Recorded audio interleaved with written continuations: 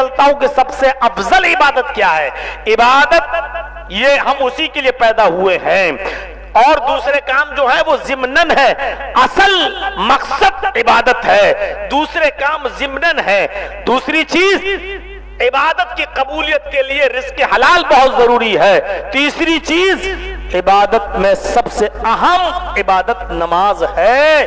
नमाज के अंदर सारी चीजें, बदनी इबादत भी है, नमाज के अंदर दुआ भी है, नमाज के अंदर आप अल्लाह से बहुत सी चीजें हैं जो हम और आप 5 मरतबा अल्लाह से मांगते हैं। इहदिना सिरातल मुस्तकीम, आय अल्लाह हमको सिराते मुस्तकीम पे चला।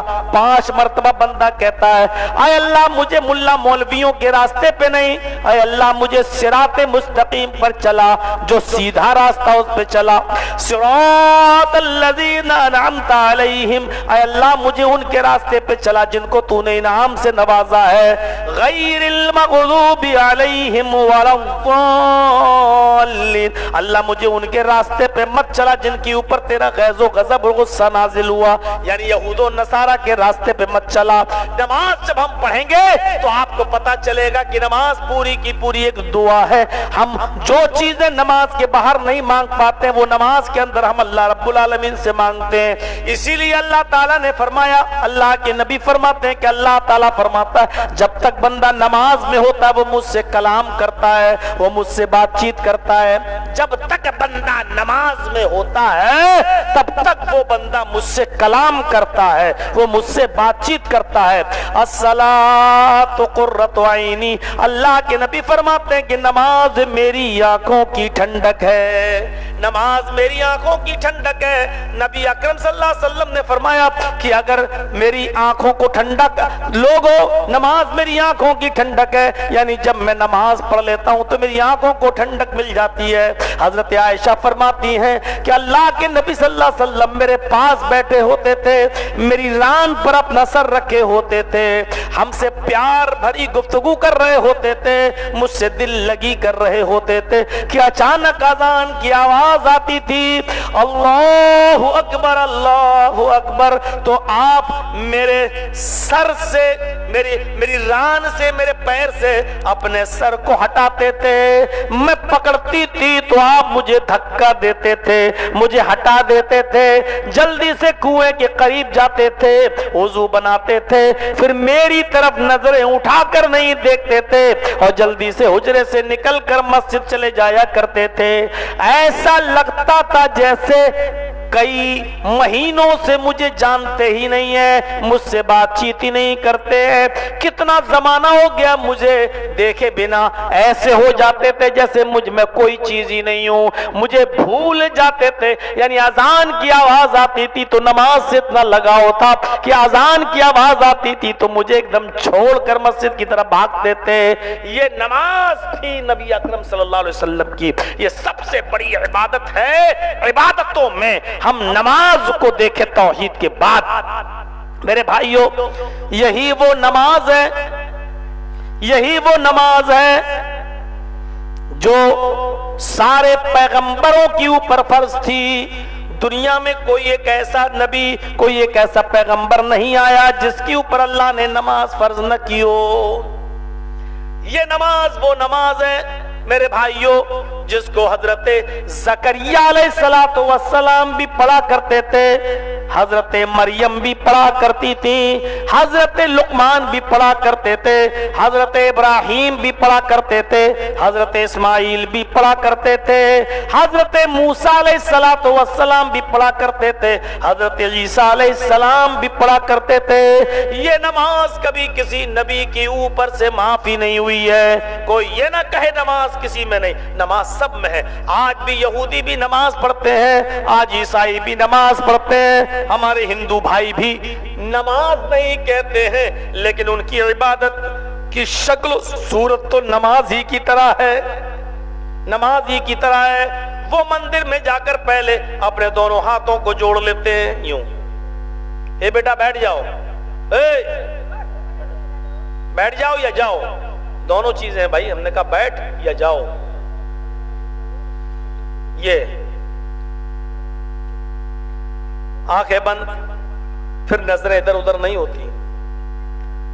कुछ लोग हैं जो हाथों को, हमारे हिंदू भाई हाथों को ऐसे जोड़ लेते हैं, अब वो जोड़ लेते हैं, हमारे और आपके यहां यूं रख लेते हैं, है दोनों हाथों का रखना, वो जोड़ते हैं, हम रख लेते हैं।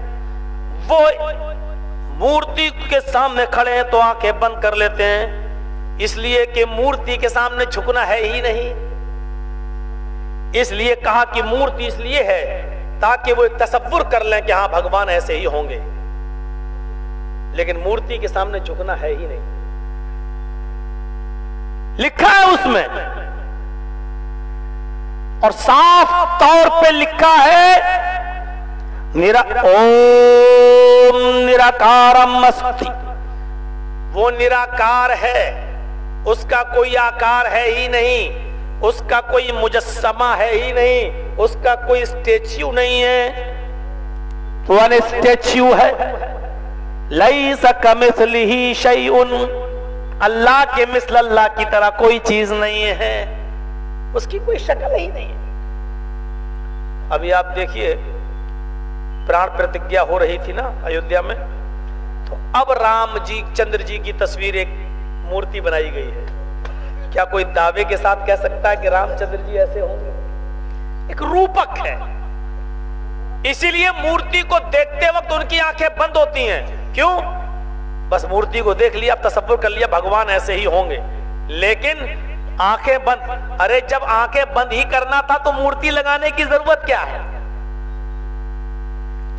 जब मूर्ति को देखकर आंखें ही बंद करना है तो फिर मूर्ति लगाने की जरूरत क्या है? मतलब यह है कि मूर्ति को एक बार देखकर दिमाग में तसव्वुर करो कि भगवान ऐसे है, लेकिन मूर्ति के सामने मत झुको, क्योंकि ये तो मिट्टी की मूर्ति है, इसके सामने थोड़ी झुकना है। झुकना तो एक प्रभु, एक अल्लाह के सामने, बस तसव्वुर कर लो कि वो ऐसा होगा।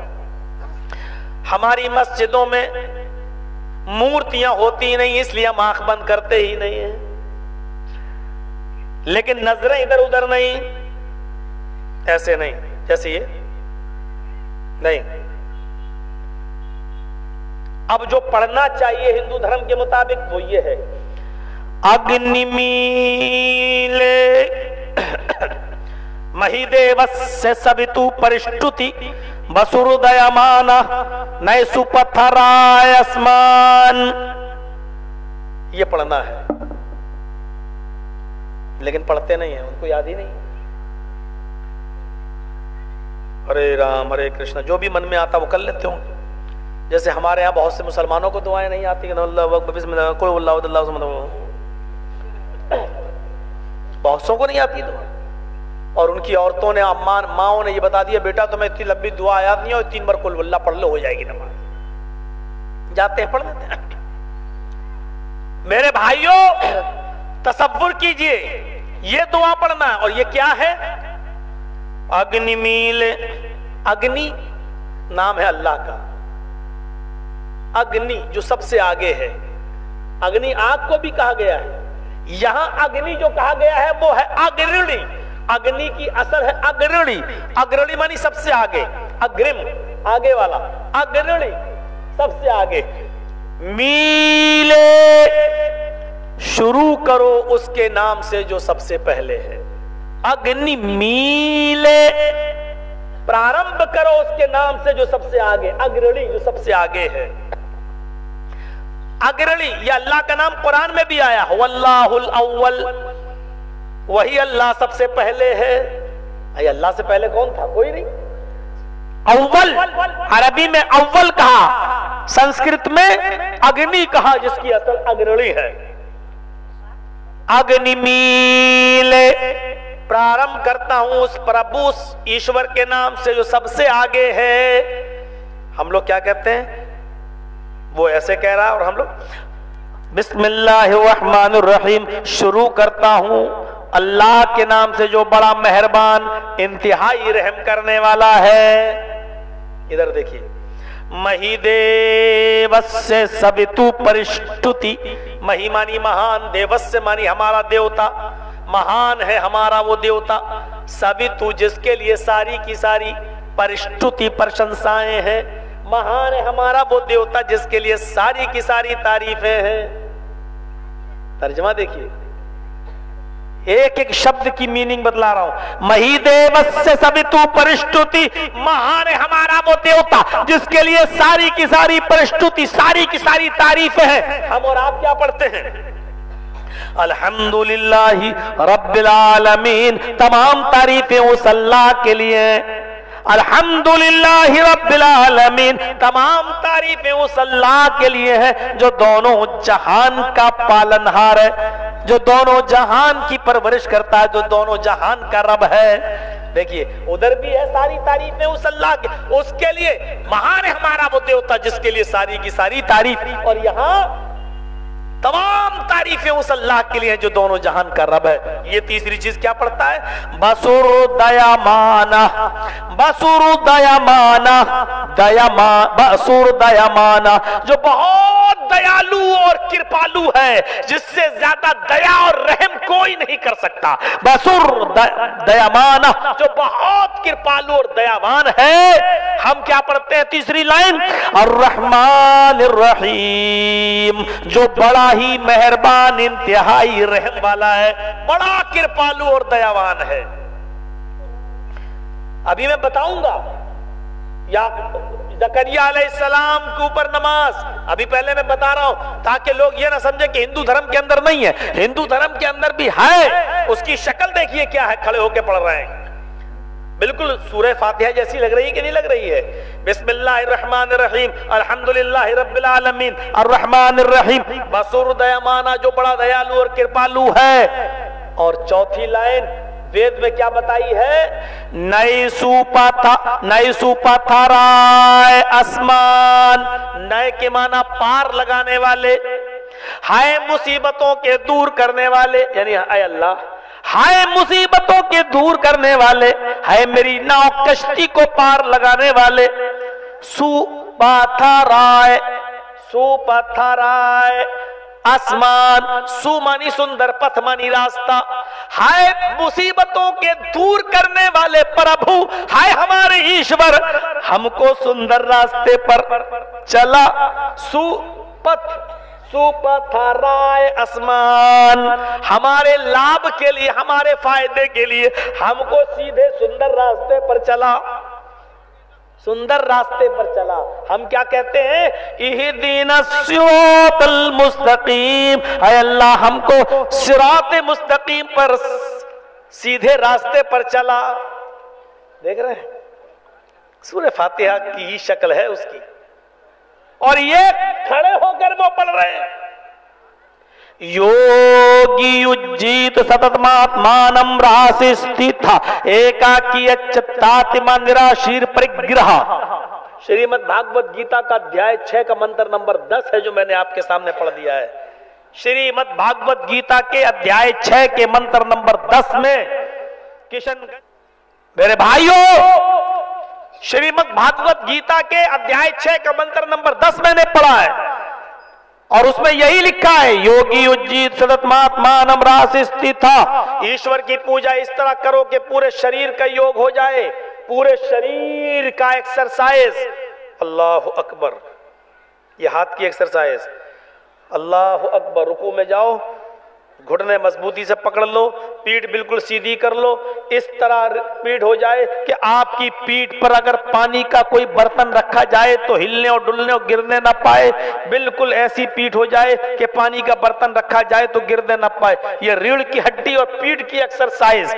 सब अल्लाहु लिमन हमिदा कहकर जब आप अल्लाहु अकबर कहेंगे, रुकू में सजदे में जाएंगे तो पैरों की उंगली मुड़ी हुई हो, ये पैरों की उंगली, दोनों पैर मिले हों, दोनों की उंगलियां मुड़ी हुई हों, हाथ आपके दोनों जमीन पर हों, माथा और नाक, माथा और नाक 2, 2 हाथ 4, 2 घुटने 6 और दोनों पैर जमीन के ऊपर लगे हुए हों, जिसको हिंदू धर्म में साष्टांग कहा गया।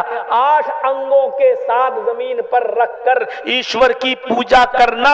हमारे हिंदू भाई 8 अंग रखते ही नहीं है, वो पूरा का पूरा जमीन पर पट लेट जाते हैं, वो साष्टांग नहीं 20 टांग होता है। एक अंग नहीं 20 अंग होते हैं, पूरा शरीर साष्टांग ये है जो मैंने बताया है।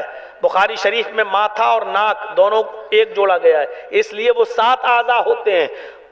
पेशानी और नाक दोनों को एक जोड़ा गया है तो 7 हो जाएंगे भाई। दोनों पैर, दोनों घुटने 4, 2 हाथ 6 और माथा और नाक दोनों को एक जोड़ेंगे तो कितना हो गया? 7। लेकिन हमें अंग गिनाना है, साष्टांग। जब अंग गिनाएंगे तो अलग अलग, माथा 1, नाक 2, 2 हाथ 4, 2 घुटना 6 और 2 पैर 8। साष्टांग रास स्थित हाय अर्जुन, कृष्ण जी कहते हैं अगर किसी दिन तुमने ऐसा नहीं किया तो धर्म पर स्थित नहीं रहोगे, धर्म पर कायम नहीं रहोगे, यानी तुम धर्म से हट जाओगे। इस्लाम ने भी तो यही कहा है, मन तरक सलात मुताम्मिदन फकत कफर, नमाज को जानबूझकर आमदन कसदन कभी मत छोड़ना। जिसने नमाज एक वक्त की भी कसदन आमदन छोड़ दी उसने कुफ्र किया, उसने कुफ्र किया। अलग मसला है कोई काफिर होगा कि नहीं होगा, हम अभी उस तरफ उस बहस में नहीं जाना चाहते हैं, लेकिन हदीस में यह है कि उसने कुफ्र किया, यानी धर्म से हटने वाला, मजहब से हटने वाला काम किया। मन तरक सलात मुतअम्मिदन फकद कफर। और वहां क्या कहा? धर्म पर स्थित नहीं रहोगे, धर्म पर कायम नहीं रहोगे।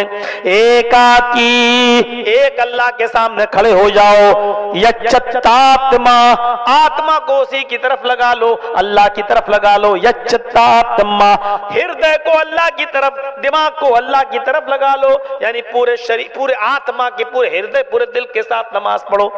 हम और आप नमाज पढ़ते हैं तो कुरान, अल्लाह के नबी ने क्या कहा? ताबुदल्लाह कान्नका तरा फ़इन लम तकुन तरा फ़इन्नहु यराक। जब तुम नमाज के लिए खड़े हो तो ये सोच लो कि तुम अल्लाह को देख रहे हो।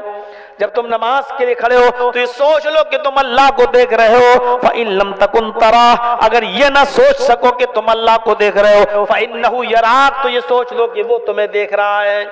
जब तुम ये सोचोगे कि वो हमें देख रहा है तो नमाज को तुम अच्छी तरह पढ़ोगे, क्योंकि सोचोगे अल्लाह तो देख ही रहा है, अल्लाह तो देख ही रहा है, तो उस नमाज को अच्छी तरीके से पढ़ोगे। कौवे की चौंचे नहीं मारोगे, उठा बैठक नहीं करोगे, एक्सरसाइज नहीं करोगे, 4 मिनट में 6 रकातें नहीं, या तो 2.5 मिनट में 4 रकातें लोग पढ़ लेते हैं, पता नहीं कैसे।